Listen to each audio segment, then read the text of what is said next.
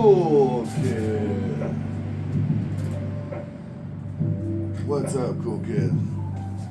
We're going to do the quickest response video ever because I got to go to work. But this is for our old buddy. Well, actually, this is a response to a response for Pirate Stacker, and it's a response by Kansas Kid. And that's Undermelt. Darth Vader. Anyway, the point is, I'm doing a response video to a response video on Pirate Stacker's channel from the Kansas Kid. The Kansas Kid is who's getting responded to, but I'm going to tag them both. Check them out. It's going to be in the description. Get on their channels and watch that stuff. But my guy, the Kansas Kid, he is really starting to understand the appeal of Portuguese silver. Yeah, he likes them escudos. And anyway, I remember it wasn't that long ago that his coin dealer told him, don't buy that stuff. And now I will say, and we did the math and we did a response videos on that we definitely had a lovely discussion about that. But I'm telling you, the refiner's going to take it no matter where it's from. That's what silver is. That's what silver does. And that's what so anyway, ooh, free. I like that. So I put free on a flip. It means that no money came out of my pocket to get that coin. Okay? So a lot of times what happens if you buy a big lot, the seller will send you extra as a bonus to get you to buy more. Okay? And that is just sweetens the deal, you know? Just sweetens the deal. But I guess I'll just grab this thing, and I gotta make this quick because I gotta get to work. Oh God, thing's heavy. All right, so we were talking about Medio Balboas. This one's a 47. Now this is the equivalent to a $50 in our stuff, guys. So it's literally the same exact silver weight, and because it was made in Philadelphia. Okay, made in Philadelphia. Turd, are you gonna let me make this video or what? Anyway, so there's that. He showed off a 66, which is 40%, and that's actually very apropos because our own $50 went to 40%, tragically, in 1965. So it makes perfect sense. So anyway, let's get to this. Here's some more Panama stuff. He liked the Panama stuff. So here's a 66, just like his, that I overpaid for because I made a mistake. I remember this lot. I thought it was a lot of 90% ones, but this one was 66%, and so I paid, when I bid on it, I bid $11 a coin because there were some really good dates on the, on the 90%ers, right? But this one's nice. That's nice. So yeah, sometimes you make little boo-boos like that. This might have been from the same lot. I don't know. I know that 1931, guys, if you're ever interested in... this is about the size of a $50. This is the 25 centesimi. And that coin is a 1-year issue, so that's why it costs so much. It's kind of like the Panama pill, which I've shown you guys. I have 3 of these. These are really cool, man. Really cool. These are the smallest diameter coin the U.S. Mint has ever made, as far as I know. They are not the smallest coin, though, because they are much heavier than a Triumph, because they're much thicker. Oh, all right. Here's some more Medio Balboas.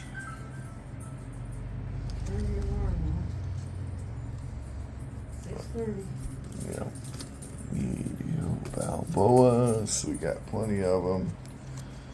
Definitely, if you can get these for about the price of a US half dollar, grab it. The mintages are smaller generally, so that must have been when silver was higher. Yeah, the mintages are higher on the US stuff than this stuff, and eventually, I think people are going to wake up and start grabbing these Balboas up, man. So the days of getting them for 15-20% under melt, like this stuff, that's half a melt. Those days are going to be quickly over, I think. I think as awareness increases, as we get more of our Kansas kids getting these things, the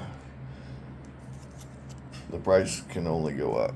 I mean, quite frankly, I don't know how the price ever got as low as it did.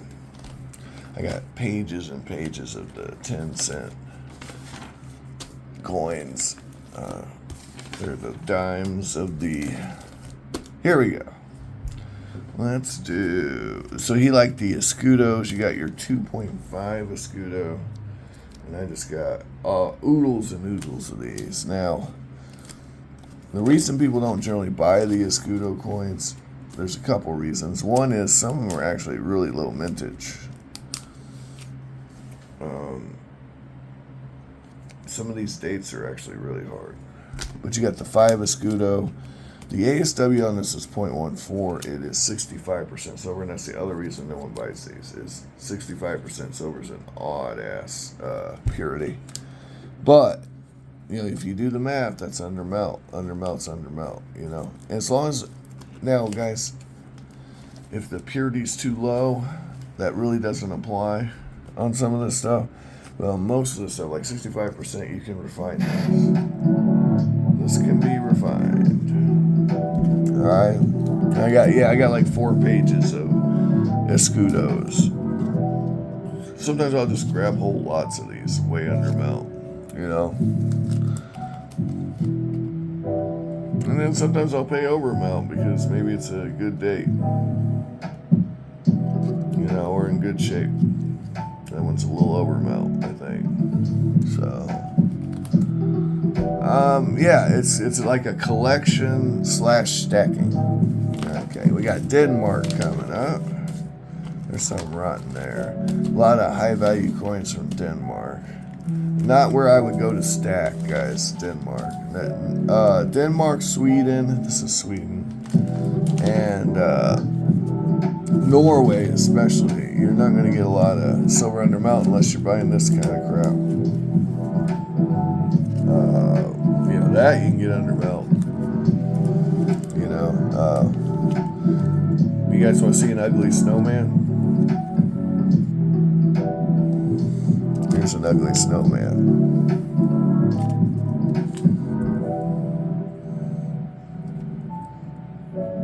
See the ugly snowman? Alright, anyway. That's an ugly ass snowman. Okay, Sweden. Now here's where it gets interesting for our guy. Kansas Kid, you like the Philippines? Now, the Kansas Kid, he had said some stuff about how the Philippines coins were made in the U.S. just like the Panamanian coins, and he's absolutely right. There were some print runs in Manila, but they were actually more scarce than the print runs in the U.S. So, for example, this coin was made in Philadelphia.